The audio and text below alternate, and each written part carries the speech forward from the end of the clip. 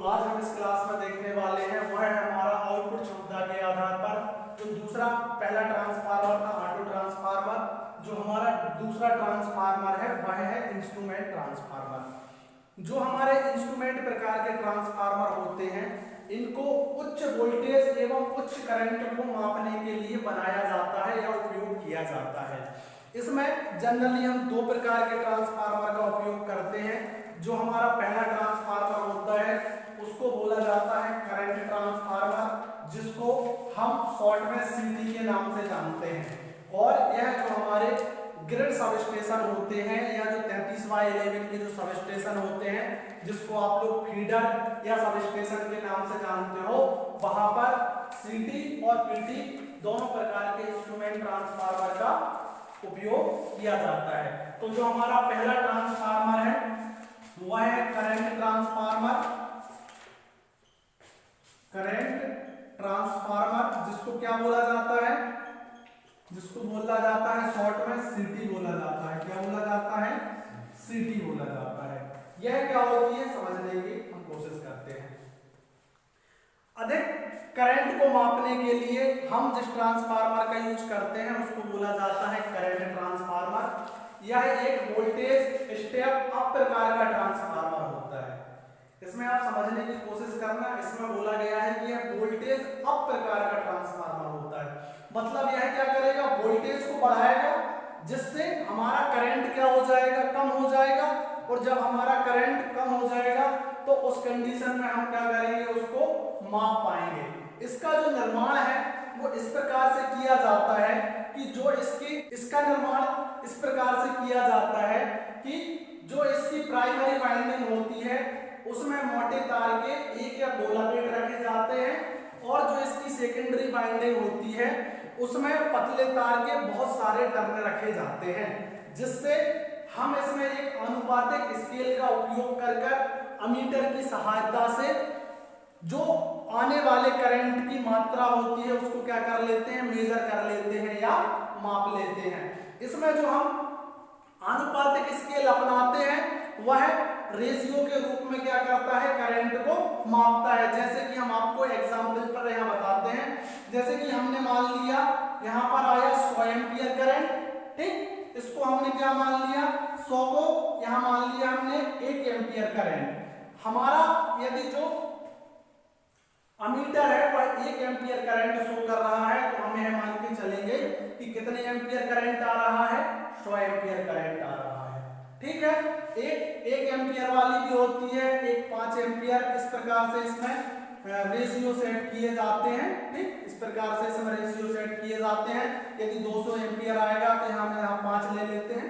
इस प्रकार से हम आनुपातिक स्केल के द्वारा इसमें आने वाले करंट को क्या करते हैं, मेजर करते हैं। तो आया समझ में आप लोगों को क्या होता है सीटी। ठीक, इसका यदि हम डायग्राम बनाने की बात करें तो कुछ इस प्रकार से इसकी जो डायग्राम होगा ये हमारी मान के चलिए क्या हो जाती है, कोर हो जाती है।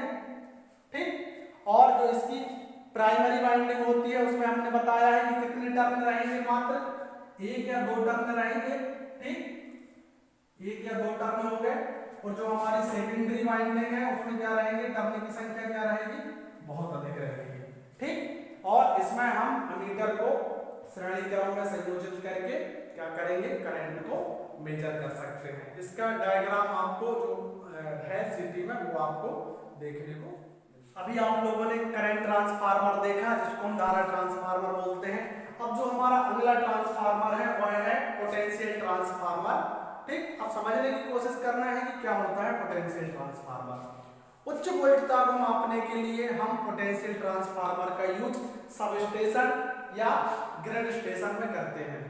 यह क्या करता है, यह एक वोल्टेज स्टेप डाउन प्रकार का ट्रांसफार्मर होता है जो वोल्टेज की रेंज को क्या कर देता है, कम कर देता है।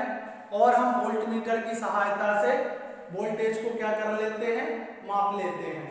यह इसमें भी हम आनुपातिक स्केल अपनाते हैं जिसमें 11,000 वोल्ट या 22,000 वोल्ट को मात्र हम 100 वोल्ट की रेंज में माप लेते हैं।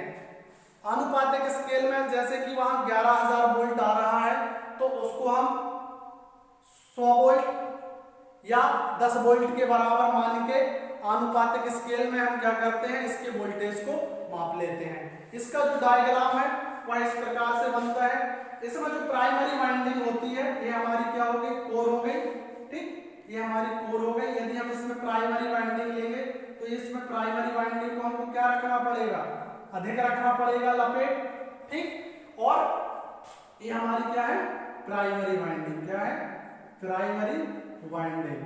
प्राइमरी वाइंडिंग में हमको लपेट अधिक रखना पड़ेंगे और जो वायर है या जो तार है वो पतला यूज करना पड़ेगा, जिससे कि वह क्या करे, उसका प्रतिरोध अधिक रहे और वोल्टेज को सहन कर सके। जो हमारी सेकेंडरी रहेगी उसमें क्या रहेगा, 2 या 3 लपेटे ही रहेंगे और मोटे तार के रहेंगे, जिससे जो हमको आउटपुट में हमको क्या हो, कम वोल्टेज प्राप्त हो। यहाँ पर क्या कर रहा है, वोल्टेज को स्टेप डाउन कर रहा है, ज्यादा वोल्टेज लेके कम वोल्टेज यहाँ पर हमको मिल रहा, ठीक।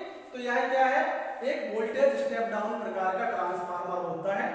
ऐसे हम आनुपातिक स्केल के माध्यम से सब स्टेशन या ग्रिड स्टेशन में आने वाले वोल्टेज को पीटी की सहायता से क्या कर लेते हैं, हम इसको माप लेते हैं, ठीक है। आया समझ में। इसमें एक चीज ध्यान रखना है, आनुपातिक स्केल का यूज करते हैं। आनुपातिक स्केल जैसे कि यहाँ पर क्या होता है, 11,000 वोल्ट आया तो हमने इसको क्या मान लिया, 11,000 वोल्ट को मान लिया 11 वोल्ट के बराबर, ठीक है। या मान के चलो यहाँ पर क्या आया, 25,000 वोल्ट आया तो हमने इसको क्या मान लिया, 25 वोल्ट के बराबर। यह कहलाता है आनुपातिक स्केल। यदि हमारा वोल्टमीटर 25 वोल्ट बता रहा है तो हम समझेंगे कि यहाँ पर कितना आ रहा है, 25,000 वोल्ट आ रहा है, ठीक है। समझ में आया सबको पीटी।